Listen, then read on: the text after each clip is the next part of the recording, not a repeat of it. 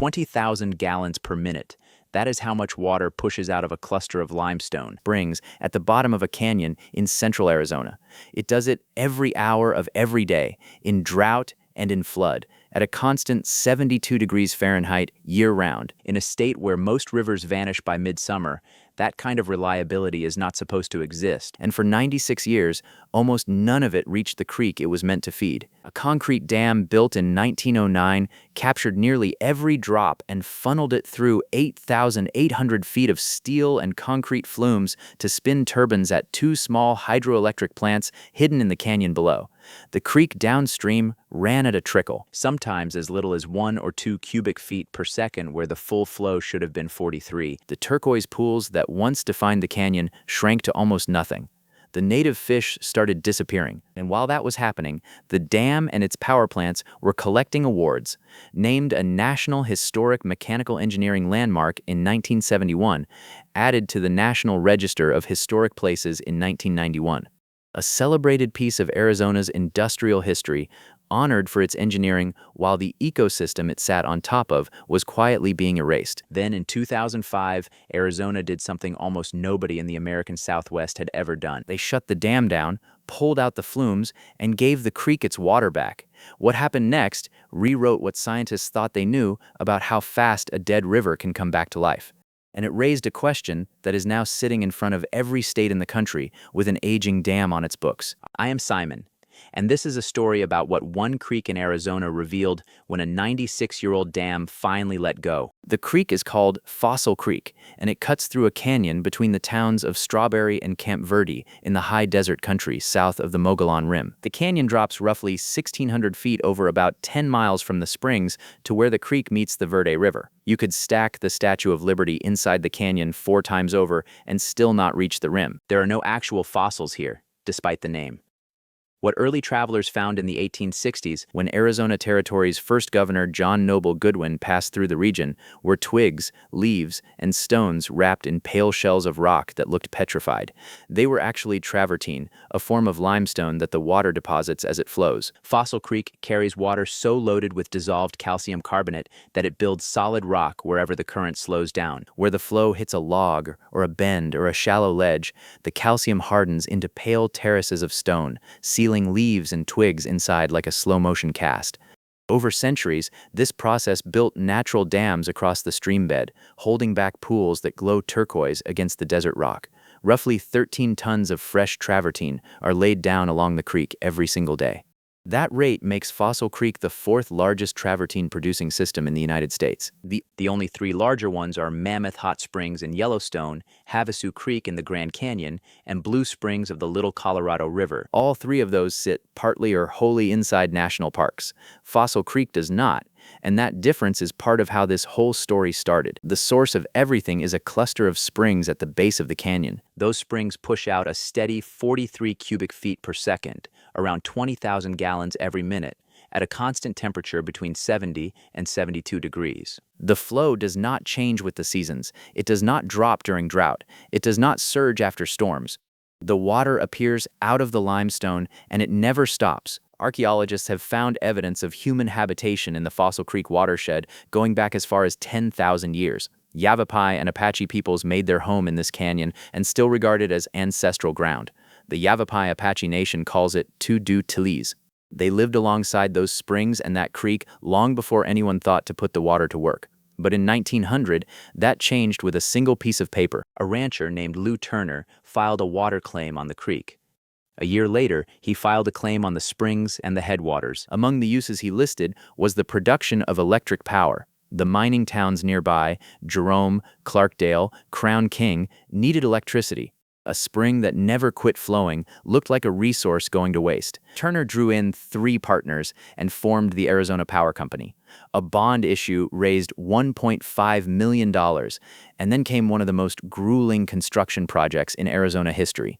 The nearest railroad stop sat in Mayer, roughly 40 miles away across mountains and canyon country with no road, so the crews built one. During the peak of construction, the labor force consisted of nearly 600 workers and over 400 mules, hauling more than 150 wagons. Most of the laborers were Apache and Mojave men. They hauled turbines, cement, steel pipe, and transformers along a trail carved into raw terrain through a canyon that dropped 1,600 feet from rim to water. A round trip took 5 to 6 days. Men and animals died on that trail. Steel lattice towers were chosen over wooden poles for the transmission lines because the terrain was too rough and remote for anything else. The development required the construction of 2 dams, 7 tunnels, a water siphon, and 14 miles of flume. The Childs power plant came online on June 21, 1909. It consisted of 3 Pelton wheel generators producing a combined 6,700 kilowatts. The project was overseen in its early stages by a woman named Iva Tutt, an uncommon sight in the construction world of 1908 Arizona. The Irving power plant followed between 1915 and 1916, added in response to the United Verde Company's decision to build a new smelter in Clarkdale. It ran a single Alice Chalmers Francis turbine producing another 1,560 kilowatts, together 4.2 megawatts of installed capacity. Small by any modern standard, but at the time, it was enough to cover the entire electrical needs of Yavapai County. A 25-foot concrete dam near the springs captured almost the entire stream flow and diverted it into the flume system. By the 1920s, the Childs and Irving plants together supplied roughly 70% of the electricity for the growing city of Phoenix. Streetlights, streetcars, and some of the first air conditioners in the Salt River Valley drew their current from water welling up in a limestone canyon 100 miles away. A small desert creek was quietly powering one of the fastest expanding cities in the American West. But while the turbines were earning engineering landmarks and historical recognition, the creek below the dam was dying. With roughly 80% of its flow pulled into the flumes, the stream bed downstream ran at a fraction of its natural volume. The travertine stopped forming. A 1996 study found the eroded remnants of at least 80 travertine dams that had once lined the creek, structures that had taken centuries to build, now crumbling because the water that fed them was gone. The turquoise pools shrank. The riparian corridor, the band of lush trees and vegetation that depends on a reliable water source, thinned out, and the native fish that had evolved in this one specific stream were squeezed into a shrinking fraction of their old habitat. Non-native species, green sunfish, smallmouth bass, and others moved into the creek and preyed on the native fish, or outcompeted them for what little space and food remained.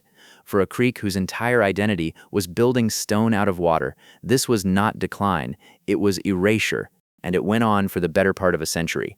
By the 1990s, the 2 plants were old and on the scale of a modern power grid, almost trivially small. Together, they produced less than 0.25% of Arizona Public Service's total electricity output. Environmental groups, including the Center for Biological Diversity, American Rivers, the Nature Conservancy, and the Northern Arizona Audubon Society, pressed the point that diverting the creek had destroyed its travertine formations, shrunk its wetlands by 14 miles, and pushed native species toward collapse. Arizona Public Service, the utility that by then owned the plants, weighed the cost of relicensing's century-old infrastructure against the modest power those turbines still generated. The federal license for the project had been granted in 1951 for 50 years. As its expiration approached, the math was clear. The creek was worth more as a living ecosystem than as a power source. In 1999, in concert with the Yavapai Apache Nation, American Rivers, Arizona Riparian Council, Center for Biological Diversity, the Nature Conservancy, and Northern Arizona Audubon Society, APS agreed to decommission both plants and return the full flow of Fossil Creek to its natural course. No court forced this, no lawsuit compelled it. The decision was reached through collaboration and dialogue, not litigation. The utility chose to give the river back at a cost of roughly $13 million. Some estimates place the total closer to $17 million over the full decommissioning period. In a region where water is the most fought-over resource there is, a company voluntarily surrendering 20,000 gallons a minute was almost unheard of. This was only the second time in United States history that a dam had been decommissioned purely for environmental reasons. The first had come just 6 years earlier with the removal of the Edwards Dam on the Kennebec River in Maine. But that project had cleared the way for Atlantic salmon and other fish with real commercial and recreational value. Fossil Creek was different. The fish it was meant to save, the suckers and the dace and the chub, had almost no market value at all. This was restoration for its own sake. If you are finding this useful, hit subscribe. We cover water systems, earth science, and geography events like this as they develop, with the full picture you need to actually follow what is going on. Now, here is the part that determined whether the whole effort worked or failed. You cannot just flip the water back on and hope for the best. By 2004, the stretch below the dam was full of non-native fish. Green sunfish, smallmouth bass, and others had colonized the starved creek. If full flows returned without dealing with those invaders first, the non-native populations would multiply the instant the habitat improved, finishing off the very species the whole effort was meant to rescue. So, in the fall of 2004, close to 100 people working alongside Arizona Game and Fish, the United States Forest Service, the Bureau of Reclamation, the Fish and Wildlife Service, and scientists from Northern Arizona University carried out one of the most carefully planned stream restorations ever attempted in the Southwest. The sequence was deliberate. First, they salvaged the native fish that were still clinging to survival in the creek. Headwater chub, roundtail chub, speckled dace, longfin dace, Sonora sucker, and desert sucker were captured and held in temporary tanks. Then they treated the stream with antimycin, a chemical that targets fish, to eliminate the non-native species across 9.5 miles of creek below the diversion dam. After that, they built a fish barrier within the Mazatzal wilderness to stop non-native fish from returning upstream. Then the native fish were restocked above the barrier. Some of them were airlifted by Bureau of Reclamation helicopter, placed in 55-gallon drums attached to a 100-foot cable, and lowered into the boulder-strewn canyon, where biologists on the ground hand-delivered them back to their water. Strip the creek of what did not belong, hold the line at the barrier, and then hand the native fish the one thing they had been denied for nearly a century: their river. On June 18, 2005, Arizona Public Service shut off the flume. For the first time since 1909, the full weight of Fossil Springs ran down its own canyon. It did not crash through. It crept, finding its way downstream, filling the nooks and pools and side channels one by one. At the ceremony marking the shutdown, Vincent Randall, Yavapai Apache tribal historian and councilman, stood at the edge of the canyon where his ancestors had hauled cement and turbines up a trail that killed men and mules alike. The crowd went quiet. His people had built this dam, he told them, and had been proud of its success across the decades. But its time had passed. He asked the creek for forgiveness. Those were his words. "We ask for forgiveness of the water for what our ancestors did. What we ought to be are good stewards." He said he was happy because the water was free. Vincent Randall passed away in December of 2023 at the age of 83, but the moment he stood at that canyon edge and spoke to the water remains one of the most striking scenes in the history of American river restoration. This was the first time a desert stream anywhere in the American Southwest had been handed its full natural flow back. Nobody had a playbook for what would come next, and here is what made this different from every other dam removal in the country. A team of scientists, led by ecologist Jane Marks at Northern Arizona University, had positioned themselves on Fossil Creek years before the water was ever turned back on.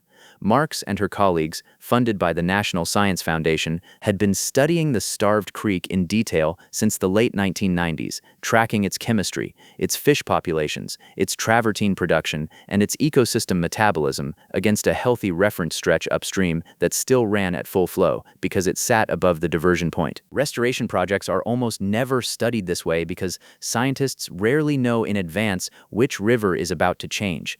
Here, they did. When the water returned, they could compare the recovering creek against that reference reach and see in hard numbers exactly how far it had come and how fast. What they found stunned them. The researchers had braced for a recovery that might take decades. Instead, they watched fundamental ecosystem processes snap back almost immediately. Gross primary production in the stream, the rate at which plants and algae turn sunlight into energy, climbed to levels matching those healthy upstream reaches. The creek's ability to process nitrogen returned. Not in years, in seasons. Within 6 months of flow restoration, the team was already documenting significant ecosystem recovery. A peer-reviewed study published in Freshwater Science by Gibson, Koch, Compson, Hungate, and Marks in 2018 confirmed the finding. Reinstating a river's natural flow regime can result in rapid and near-complete recovery of fundamental ecosystem processes that reshape the aquatic food web. The lesson buried in their data was simple and radical. A river is not a machine that stays broken once you break it. Give it back its water and much of the damage undoes itself. The travertine told the same story in stone. Along the starved stretches, the mineral building had gone dormant for decades. Once the flow returned, it started again almost immediately. After the creek's natural flow was fully restored and the top 6 feet of the dam were removed in 2008, hundreds of new travertine dams began to form along a 6-mile stretch below the springs. Some grew more than 2 centimeters every year. The turquoise pools that had once defined the canyon started to refill and deepen. Water was turning back into rock at a pace you could measure with a ruler. Northern Arizona University geologist Rod Parnell, who studied the travertine both before and after the decommissioning, said the travertine was not only spreading over a wider area, but also forming at a faster rate than before the return of full flows. He noted that when geologists see extremely rapid responses, they are usually looking at floods or volcanic eruptions, things that do not have a whole lot of benefits. It had been great, he said, to see such a positive response in such a short period of time. But the fish told the real story. With the invaders removed, the barrier holding, and the full flow restored, the native species that had been clinging to survival did not just recover. They came back in numbers nobody had predicted. A study tracking post-treatment monitoring found that combined native fish populations yielded a roughly 50-fold density increase across 5 species in the treated reaches where both flow had been restored and non-native fish had been removed. Nearly 49,000 individual native fish were recovered across the monitoring period. Sonora suckers, desert suckers, speckled dace, longfin dace, and chub populations all surged. In reaches where flows had been restored but exotic fish were not removed, the gains were comparatively small, only about a 3-fold increase. That finding was critical. It confirmed that exotic removal was the dominant driver of native recovery, with restored flows enhancing habitat but not solving the invasion problem on their own. The cost-effectiveness analysis was striking as well. Exotic eradication produced 3.6 fish per $1,000 invested versus just 0.08 for flow restoration alone. Both mattered, but the order mattered more. Remove the threat first, then let the water do its work. The data made something else clear.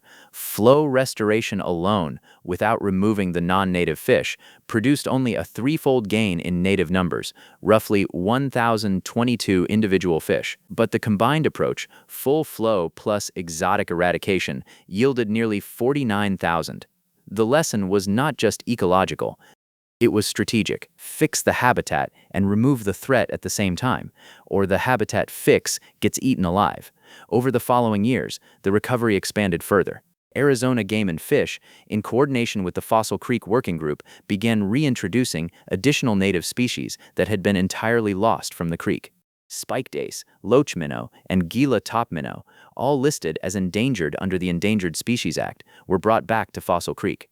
In 2020, researchers rediscovered Kirikawa leopard frog populations in the watershed, another endangered species finding its way back. Today, Fossil Creek is home to 9 native fish species and holds a distinction no other stretch of river in Arizona can match. It is the longest reach of river in the state where the native fish community is completely free of non-native species. The restored corridor supports more than 200 species of birds, mammals, reptiles, and amphibians. 15 bat species live in the river corridor.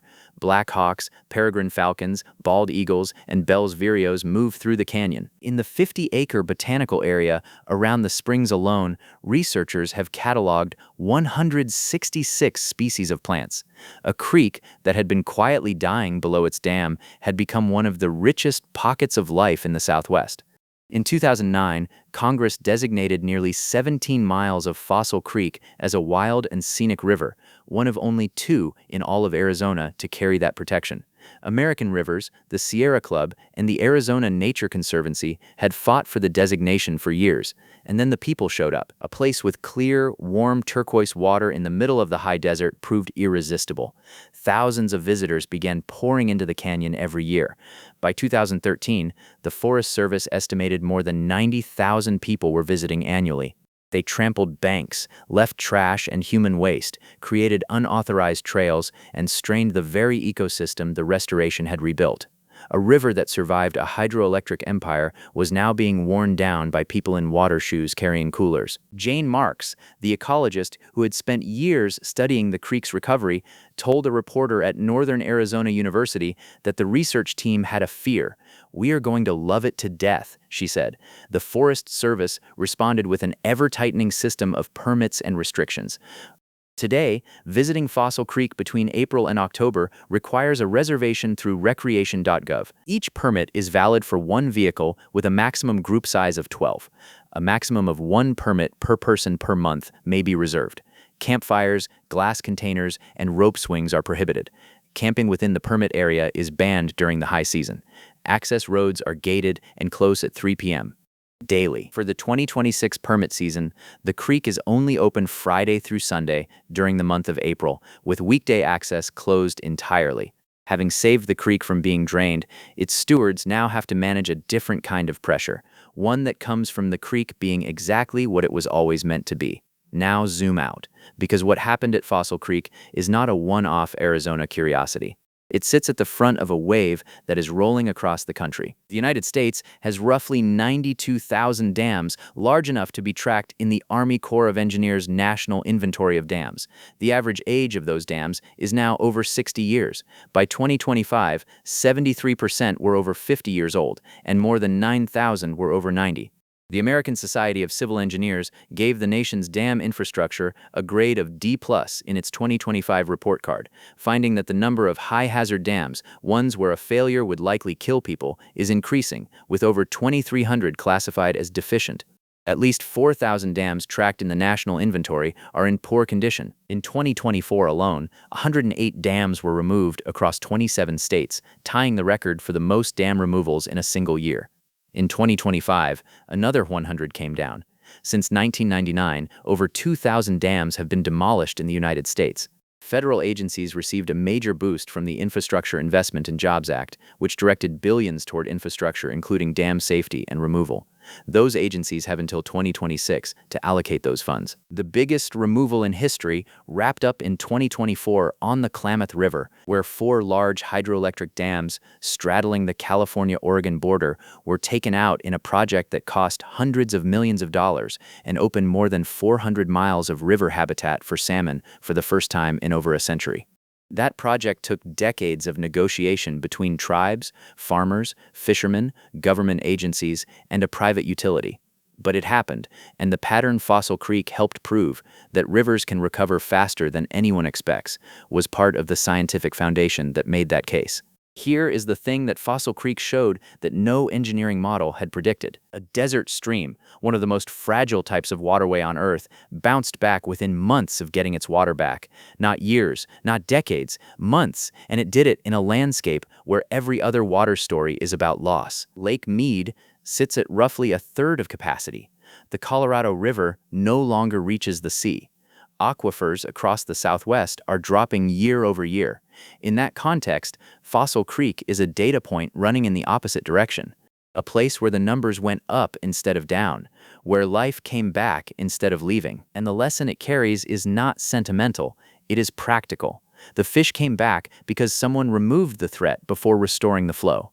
The travertine came back because the chemistry of the springs never changed, even while the diversion was running. The ecosystem came back because the springs never stopped, and the moment the concrete got out of the way, the water did what it had been doing for thousands of years. But there is a harder question sitting under all of this, and it is the one that every state legislature, every water agency, every utility company with an aging dam on its books is now staring at. The Childs and Irving plants produced less than 0.25% of their parent utility's power. The decision to let them go was not painful. The cost of decommissioning was $13 million.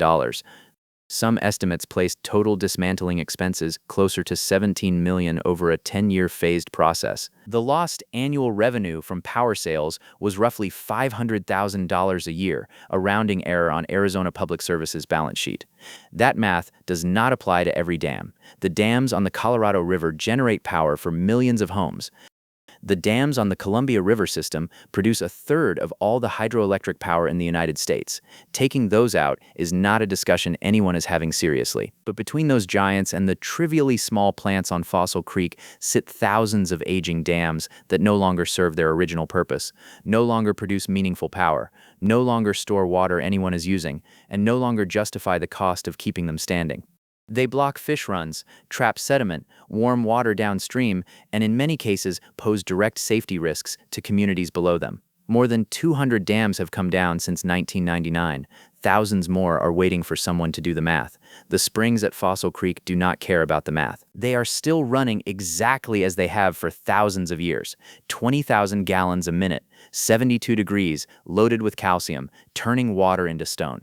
The flumes are gone, the power plants are gone. More than 5,000 feet of steel flume on wood trestle and 5,400 feet of concrete and steel box flume were pulled out during decommissioning. The Childs plant site has been cleared. The top of the dam has been lowered. The Irving plant structure has been removed. The creek runs free for the first time in over a century, building its terraces, filling its pools, feeding its fish. And 92,000 dams across the country sit in various stages of aging, cracking, silting up, and waiting for someone to ask the question that Arizona answered in 1999. Is the power this dam still makes worth what the river underneath it has lost? For Fossil Creek, the answer came 96 years late. A creek that had been reduced to a trickle for nearly a century rebuilt its travertine terraces in months.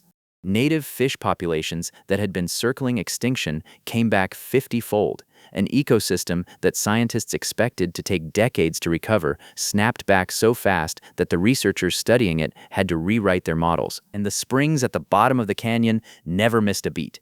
They were ready the whole time. The only thing standing between the creek and its recovery was 25 feet of concrete and 8,800 feet of flume. Today, 92,000 dams sit in the national inventory, and more than 9,000 of them are older than the one that came down on Fossil Creek. The concrete is aging. The rivers underneath are waiting. Whether the country moves fast enough to ask the right questions before the structures answer them on their own is a story still being written. If you want to see what happens as more of these dams come down across the West, subscribe and stick around. The water is watching, and it has a longer memory than any dam ever built.